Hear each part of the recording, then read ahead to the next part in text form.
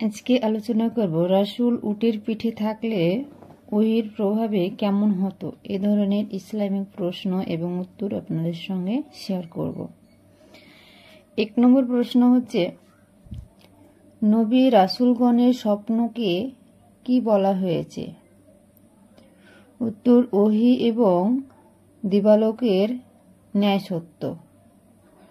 2 নম্বর প্রশ্ন, ওহী অন্তরে ঢেলে দেওয়ার ব্যাখ্যা কি? উত্তর, ফেরেশতা দেখা না দিয়ে অদৃশ্য অবস্থানে থেকে রাসূল অন্তরে ওহী ঢেলে দিতেন। 3 নম্বর প্রশ্ন, ফেরেশতা কিভাবে মানুষের আকৃতিতে আসত? উত্তর, রাসূল এর কোনো সাহাবীর রূপ ধারণ করে আসতেন। 4 নম্বর প্রশ্ন, জিবরাইল আলাইহিস সালাম কোন সাহাবীর শুরুতে বেশি আসতেন? উত্তর, দাহিয়াতুল কালবি রাসূলুল্লাহ শুরুতে বেশি আসতেন। 5 নম্বর প্রশ্ন, সাহাবারা কি ফেরেশতাদের দেখতে পেতেন? উত্তর, হ্যাঁ, সাহাবারা ফেরেশতাদের দেখতে পেতেন।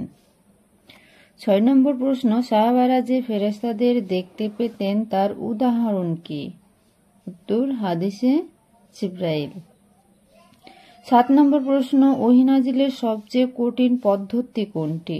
উত্তর, ঘণ্টাধ্বনি। 8 নম্বর প্রশ্ন, ঘণ্টাধ্বনির ওহীতে প্রচণ্ড শীতেও রাসূল এর অবস্থা কেমন হতো? উত্তর, প্রচণ্ড শীতেও রাসূল ঘেমে যেতেন। 9 নম্বর প্রশ্ন, রাসূল উটের পিঠে থাকলে ওহীর প্রভাবে কেমন হতো?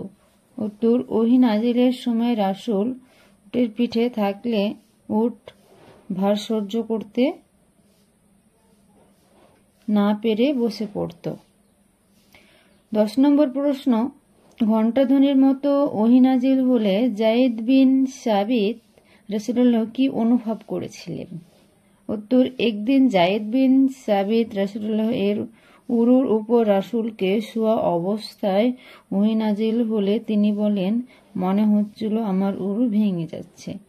আজকে এই পর্যন্ত, আবার পরের ভিডিওতে ইসলামিক প্রশ্ন এবং উত্তর আপনাদের সঙ্গে শেয়ার করব।